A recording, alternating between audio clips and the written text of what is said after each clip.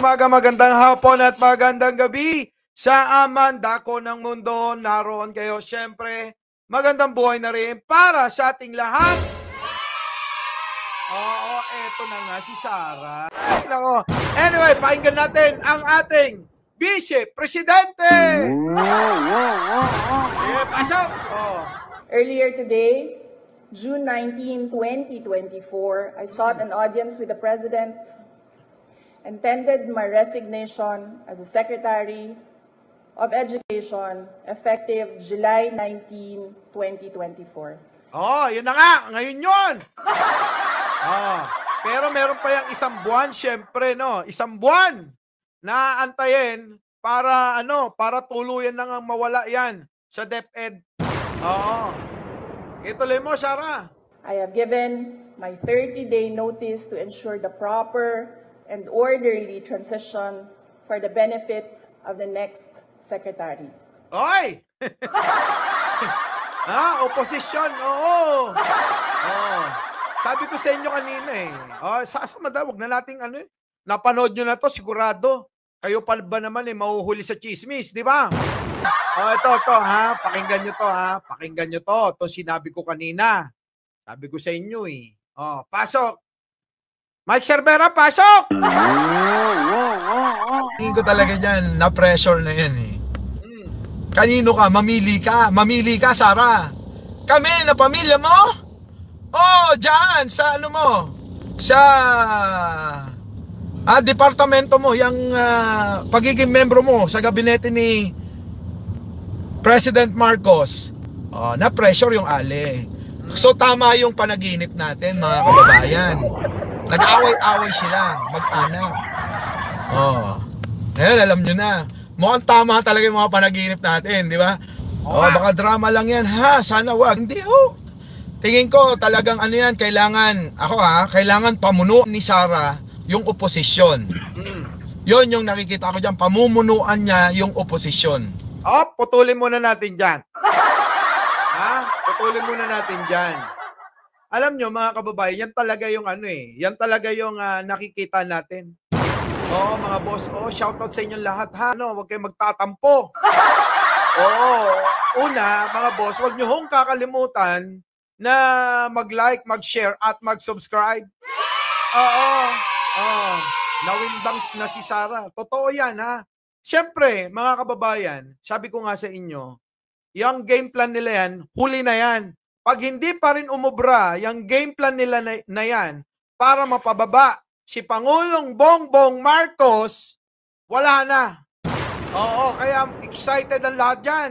Asahan nyo na ang matinding laban sa politika. Maglalaban yung dating mga magkakakampi.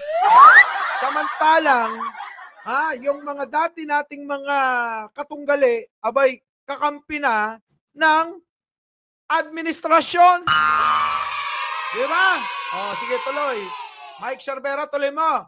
Ano ba yon? Ano ba yung pinaglalaban mo? Sana wag. Hindi, tingin ko talagang yan, kailangan pamuno ni Sarah yung oposisyon.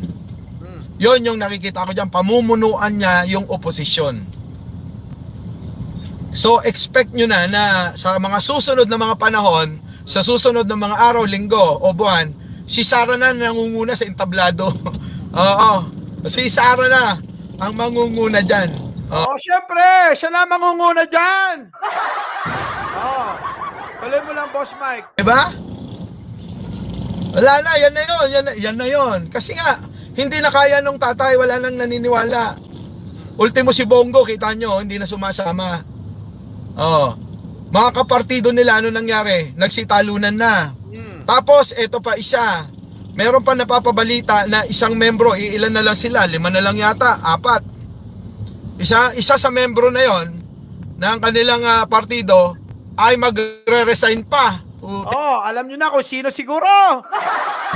Kaya siguro, si Sarah ay dali-daling nag-resign. Kaya dali-dali nag-resign kasi paubos na. Hindi na niya maintay na iisa na lang ang matira. Sige, tuloy. Sino ba yan? Oo, sino? So ilan na lang matitira? Nautay-utay mga kababayan yung yung grupo nila. Yung mga yan political leaders yung mga yan 'Di ba? Yung mga senador nila, congressman nila ilan na lang din natitira. Alam nyo, wala namang problema Walang problema sa pambabatikos. Kaya lang, alam nyo, kaya nanawa yung tao sa pambabatikos nila. Wala labis-labis sobra-sobra. Sobra-sobra yung panghahamak nila sa sa First Family at kay Presidente Marcos Nasobrahan sila. Pero yun yung mga paninira nila, di ba? Droga, walang droga. Walang video, may video daw, wala namang video. May picture, wala namang picture. Kita nyo, si Morales, ginamit nila. O ano nangyari kay Morales, mga kababayan? Walang nangyari. Di ba? Tsaka sa nako, O sa mga hindi pa nagla-like dyan at nag-share. Okay, mag-like daw kayo! Yan nga yung ating analisa dito sa nangyari kanina. Dahil tila parang yata nauna tayo na magbalita kanina habang nasa sasakyan tayo. Oo, so sunod-sunod na yan. Sabi ko nga kanina, sunod-sunod na yan. Pagpipiestahan yan. Maging itong mga maging itong grupo ng mga Duterte loyalist, sigurado magbibigay na ng kanilang mga pahayag. Oo. Ano sabi ni Harry Roque, Boss Mike? Eto.